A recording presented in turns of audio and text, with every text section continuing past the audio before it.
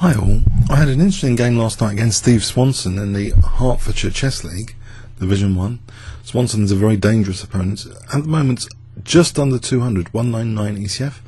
I'm currently at my peak rating, 212. I was playing black, e4. I played the Sicilian. In our last Sicilian encounter, that was quite interesting, but it was quite a brief draw. I wondered if he'd played the open Sicilian. He played actually knight f3. After knight c6, he didn't play d4, but he played d3. So his intention, well, the intention usually is to fianchetto the bishop now. I fianchettoed mine. And here, in this position, I thought e6 was a good idea. It's actually the top move in the live book, e6. So not blocking in this f-pawn, the knight can come here and maybe support d5 in the future. But also, you know, the f-pawn might be handy later as well. White castled. Knight g e7. So at the moment, I think this is a comfortable position. I'll just add a Kibitzer here as well from an engine perspective. But we're well within theory at the moment. It's about equal, the position. c3. So white perhaps wants to play d4 here.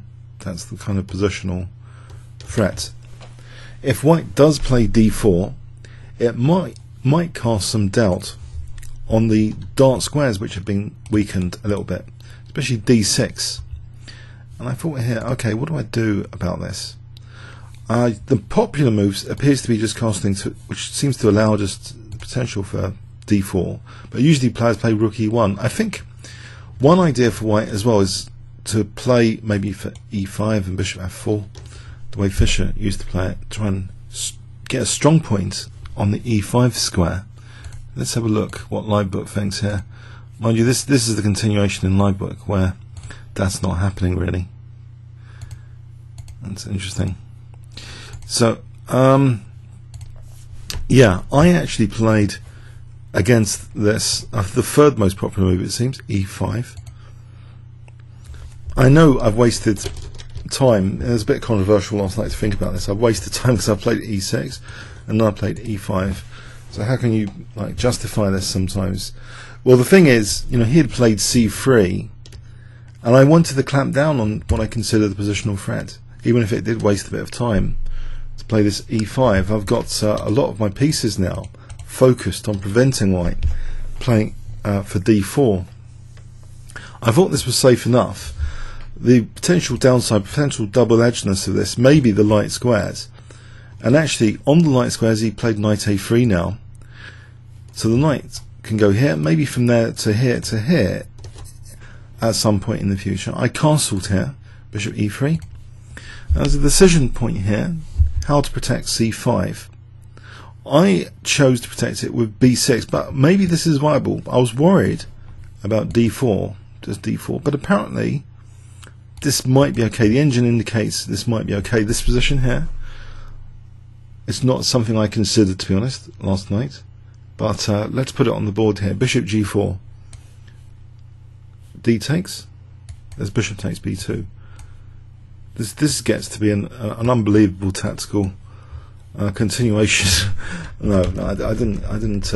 I basically didn't want to play like that. No, I didn't want to allow d4 without penalty. And I thought b6 provided a penalty. In that, I've now got bishop a6 available. If d4, he didn't actually play d4. If d4, let's have a look. Here, bishop a6 is not given as a major problem actually.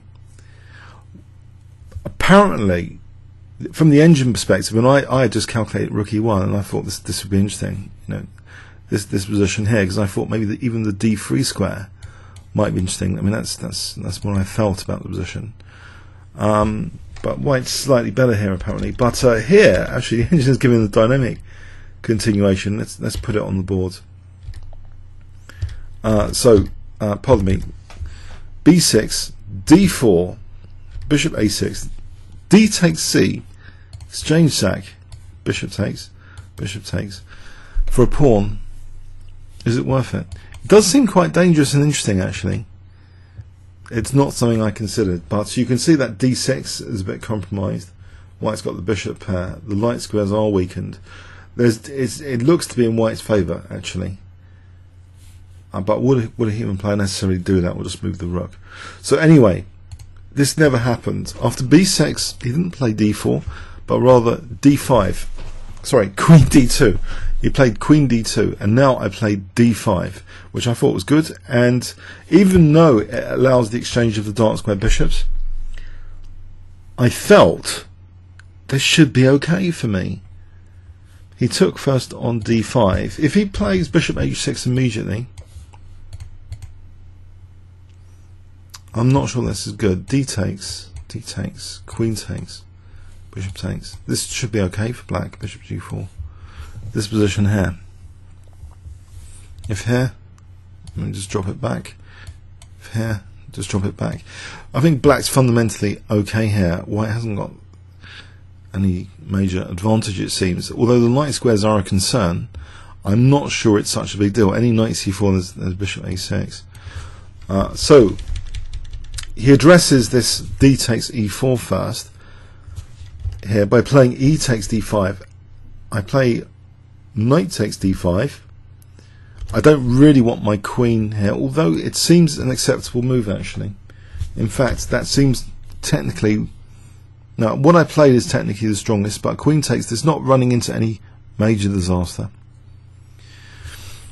So that's playable as well. I played knight takes, so bishop h6, and I thought this position with f6 was okay. I actually assessed this as okay. I know some players would be scared to give up their dark square bishop. He did take it off, but this backward pawn, funny enough, earlier in the day I checked out on Wiki the page on backward pawns. I wanted to explore the concept a bit, because for some reason in Blitz I'm often accepting backward pawns and losing as a result, and I thought, why do I keep doing this, allowing backward pawns? And the example Wiki gave on the backward pawn page was a similar structure to this, where black in King's Indian line accepts a backward pawn, but there's compensation here. It's not so easy to actually try and exploit this at all. Not easy at all. He plays now rook fe1, and you might wonder about that. It's prophylaxis against e4. If he had played d4, I felt that c takes, and this is validated, I think, from an engine point of view, that e4 is good for black. If knight here, I think I can even trap the knight. I can win the knight. If the knight goes back, that just looks miserable. Bishop a6, winning the exchange is good for black there. So this rook e1 is to prepare, basically, rook fe1 prepares the positional threat of d4 to get rid of the backward pawn. I play rook e8, again with the idea of d4, and we have to check this again. C takes, pardon me, takes, e4 is possible here, and again g5 is possible here. This needs to be checked though. So knight c4 was played. Bishop b7. Black is okay here. I felt I was okay. I didn't want to create unnecessary weaknesses. I was extremely wary that any time in the future I'm encouraged for f5, this will be weak, but there might be an opportunity later, as we'll see. a4, this pawn might be a target in the future. Queen d7, rook ad1, rook ad8. My position seems harmonious. I haven't got any majorly bad piece. d4 for the moment is prevented. Queen c2. Here I play an odd looking move. Queen f7, and perhaps I wanted to double rooks on d3 and also look at the c4 knight. If ever d4, you see there's ideas now on d4 that I can take and exploit maybe the c4 knight with like this. I'm hitting that c4 knight now, so that was one idea, sort of prophylaxis, queen f7. So that should be, very nice, of course, for black. This sort of position here, e takes, that should be fine for black. So yeah, I was again, concerned about this d4 possibility. h4, I wonder, is weakening a bit G4. You can put a bishop on G4 here. But maybe the idea is to try and soften the F5 square. You know, if I overtook, then there's knight H4. The F5 square is getting a bit softer. I play bishop C8. Knight FD2.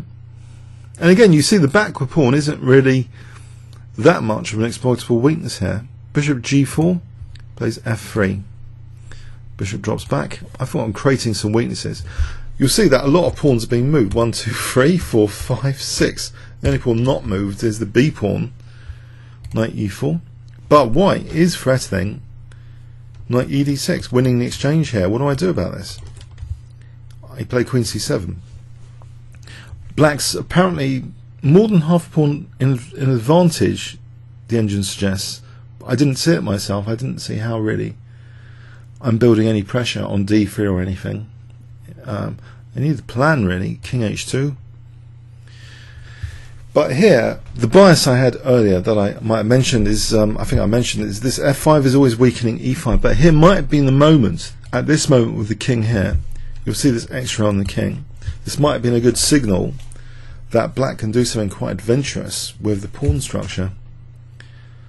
Let's see, to back this up, I played a more timid idea, trying again to just further lock D4. I played this with the idea of knight F5 to lock down D4 even more. And also G4, because there'll be knight takes H4. I thought that was a good idea. But apparently here, F5, the forcing move, simple forcing move, F5, is possible. For example, like this, bishop dropping back. Now, how is white actually exploiting E5 here? Is white in a position to exploit E5? And what is black actually threatening? Black might be threatening F4. I think I had some bias against creating a backward pawn myself on E5, but let's explore this for a moment. Say queen C1, F4, G4. Now there is this backward pawn, and there's nice pressure from the knight, it seems. Queen E7. What is the idea? I think the idea is H pawn's weak. H6. Yeah. So this looks to be a very interesting continuation, this F5, if this thing can happen. Having pawn. I'm not sure this is the end of the world. It seems as though white, with black having this structure, although black might be nabbing a pawn from the engine perspective, I'm not entirely sure this is that pleasant. White can maybe, pardon me, keep a grip on the position knight F2. Keep a grip.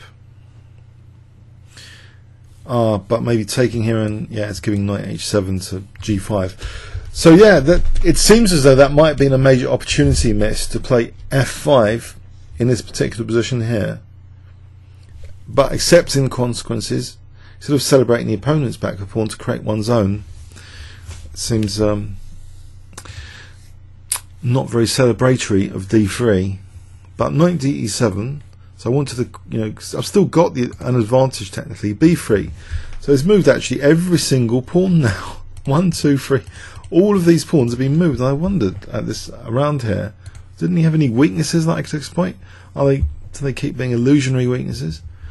Queen F2, it sort of implies G4 might be on the cards, as well as G5. And I wanted to be able to at least play this to get this H file. So I played H6. Concerned about G4, G5, and I was getting a bit short of time here. To reach move 35 would be an hour and a quarter, and then there's 7 moves every 15. He played bishop H3 here. If he plays G4, this is interesting. Knight here. G5 I'm not sure works that well. Surely this prophylaxis is valid. Let's test it. Check. F5. Knight here. I think black should be okay. Black's better in this position. Knight D5. Example. Takes this position. Okay, this pawn looks weak, but black has that H file. This surely is good. So yeah, I don't think he wanted to do that. He didn't do that. He played bishop H3. He's got another idea, very interesting idea. Here, I'm actually threatened with G4. Again, it could be quite awkward in this position, with G5 to follow. So I put this bishop back because I wanted to give the knight e7 as well. h5. I didn't really want to take this. If I took this, I think it's bad news. Yes, it is bad news. Actually, there's a very interesting move here for white. The engine picks up on. Very interesting. Can you see what white could play in this position? If I give you 5 seconds. Okay, g4, it seems. If takes. This is going to be a disaster on f6. No, sorry, with queen takes f6, that's much stronger. Of course, but let's have a look at this g4. So not taking, because that opens up the queen on f6, but here it's better for white. He's also got this g file. He can play even moves like rook g1, but queen h4 apparently targeting f6. Then rook g1. This looks very strong. Strong attack being built on the king here. Very unpleasant.